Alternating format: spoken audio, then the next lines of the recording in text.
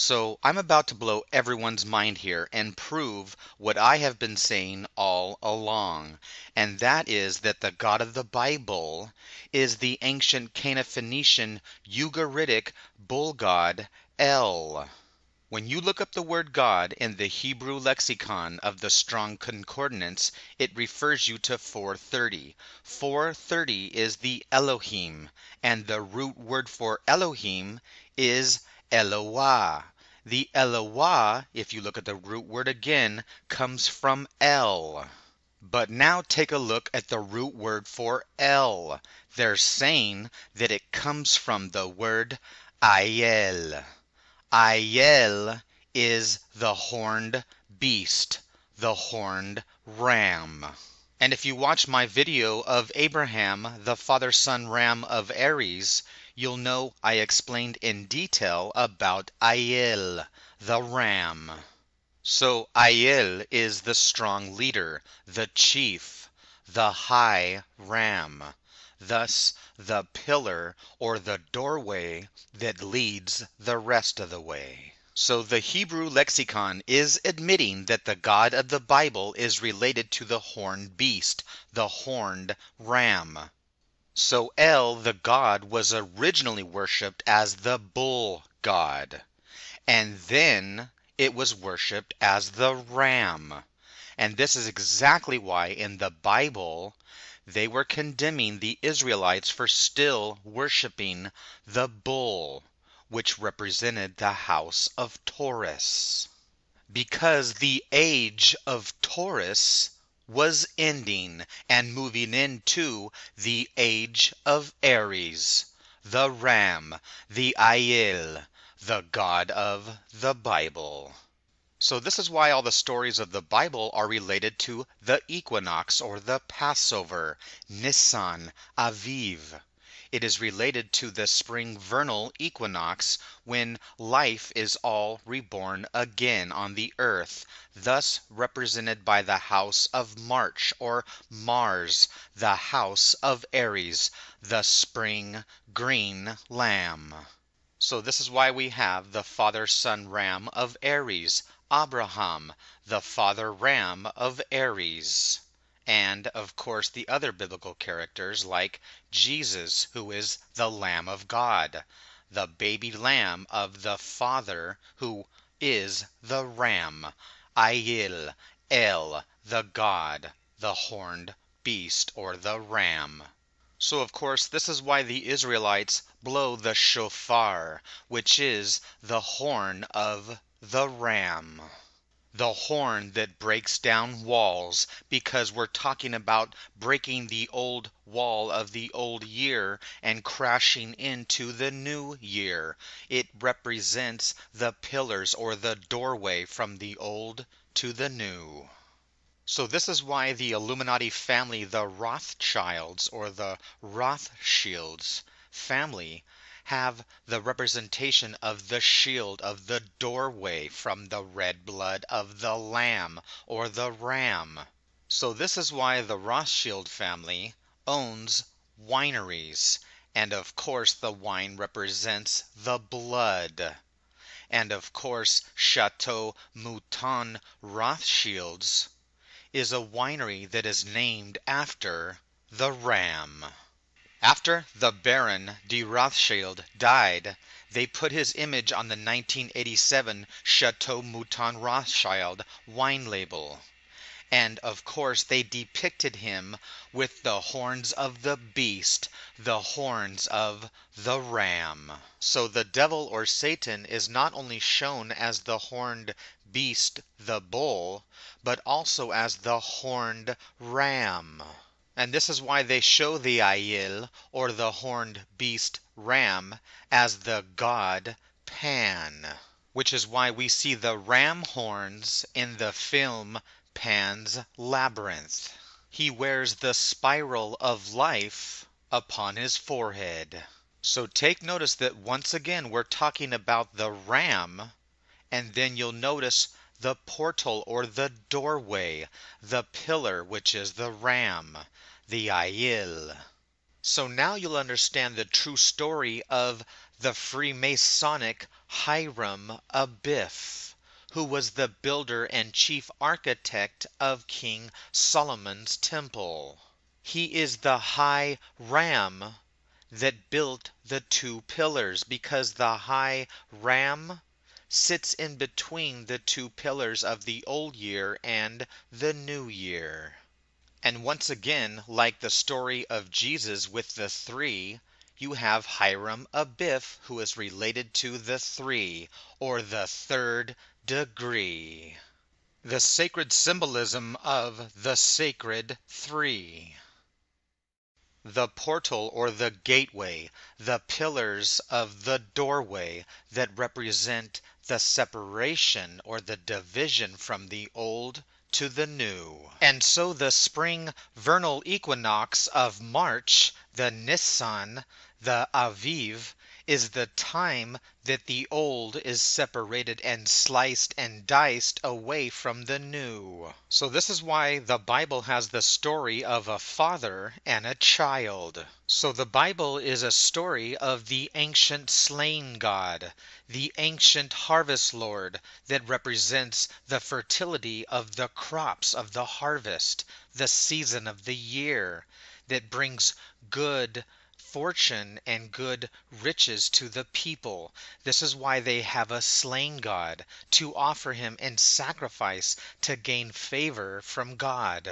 This is the same theology of all the ancient religions, where we have the slain God, like Osiris, who of course was chopped into pieces and was a resurrection deity as well, exactly like Tammuz, who was a death, life, rebirth deity, exactly like the god Baal. Baal was of course the son of God, and he was ritualistically killed during the cycle, or the Baal cycle.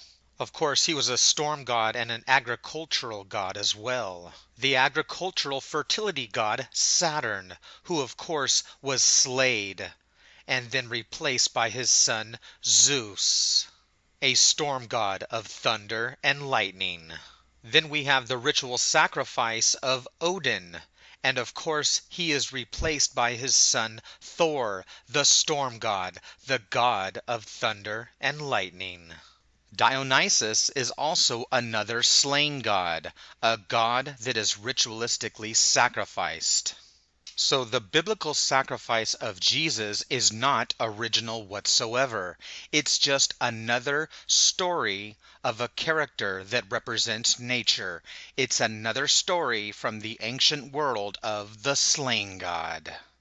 So once again, the Illuminati elite have gotten the sheep and fooled them to believe in a religion that is based and has its foundation upon the ritualistic human blood sacrifice, a death cult. And they got them to do it with the premise of, he died for your sins. This is the same exact excuse that has been used for thousands of years.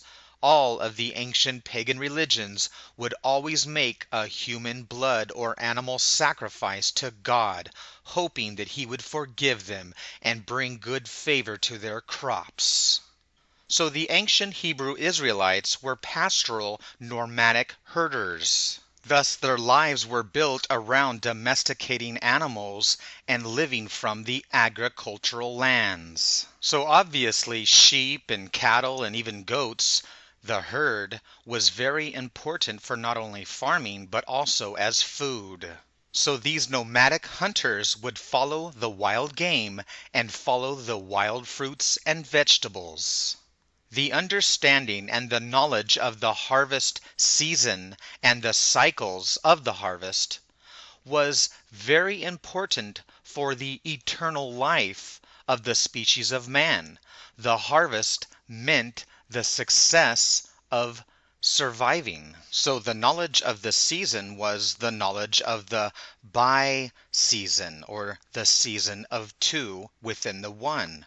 The winter and the summer, the sower and the reaper. Remember the deity or the David, the divide of two? Thus we have the dia when we look at the word zodiac, The word zodiac combines the zoo of the animal as well as the dia or the dios. It represents the two or the duo. So this is why the ancient nomads had a pattern throughout the season known for the 4 seasons, that they divided their migration or their annual wandering. So you see, the zoo of the zodiac, the animals, they represent the flesh. They represent the spirit of nature. So this is why they have the sacrifice of the animal. They kill and slice and dice the animal and shed its blood or its life force. Thus the Ark of the Covenant. Or making a covenant. It's right, it's not make. The Hebrew is karat berit. Karat means to cut the meat. They would cut it in half. They would shed the blood. The blood could be collected for part of the ceremony, but they would take an animal and cut it in half. So the Ark of the Covenant represents the dualistic bipolar pillars of the zodiac that is sliced and diced. Thus we have the flesh or the meat of the zodiac animals that, of course, are cut in two. So this is why all of the dualistic polarities of nature and life is reflected throughout the Bible. The dual of the duo, the two seasons, or the two twin brothers or sisters that struggle and fight one another. Thus the red and the blue must fight one another and battle, like the story of Jacob and Esau. Exactly like the story of Cain and Abel. Think about it. They even give you the very clues to understand what they're actually talking about. Abel was the summer-spring lamb, and Cain was the winter harvest grain, which is why their sacrifices reflected this theology. So, of course, Jesus also herded the sheep. Thus he was a shepherd or a sheep herder. And thus Jesus, the Lamb of God, or the shepherd, is representing or symbolizing the leadership of the sheep throughout the year. He is the Lamb of God, or Aries, the spring lamb that leads the year. So Jesus is the sheep herder or the shepherd, the one that leads the sheep. And when they are trying to recruit new sheep, they are known as a preacher. And of course today a preacher is known as a pastor. So we know that a pastor means shepherd or a sheep herder. But think about it. A shepherd or a pastor is a person who owns the sheep. He is the one who controls what they say, think, and do, and what they eat and what they shit.